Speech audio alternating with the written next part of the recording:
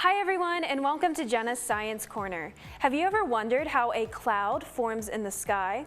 Well, I bet you didn't know that you can make your very own cloud right in your house. And you probably already have all the supplies you need. So for this experiment, you will need a glass jar, a metal lid for that jar. I'm using a candle lid, which will work just fine, hairspray, boiling water, and some ice cubes.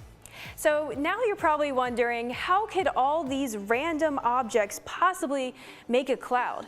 Well, actually, all these things represent what we actually have right outside. This jar is the atmosphere, the lid is the sky, the hairspray represents air particles, the water is water vapor, and the ice cubes represent cold air. So first, we're going to take our boiling water and pour it into the jar about 1/3 of the way. And make sure you have a parent help you with this because it's going to be very hot. So in our atmosphere, we have water vapor all around us. You just can't see it. And also the sun heats the surface and also heats that water vapor, which causes it to rise.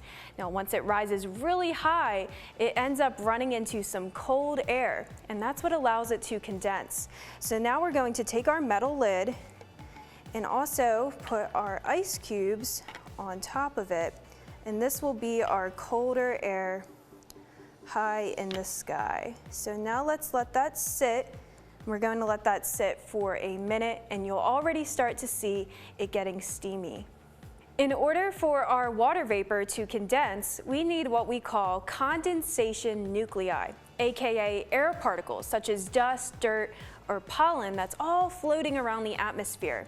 So the water vapor will condense onto these air particles and then turn into water droplets. So now we're going to quickly remove our lid and spray just a little bit of hairspray into that jar. Now place your lid back on top. And now what's happening is the water vapor is condensing onto that hairspray, and it's going to form into water droplets.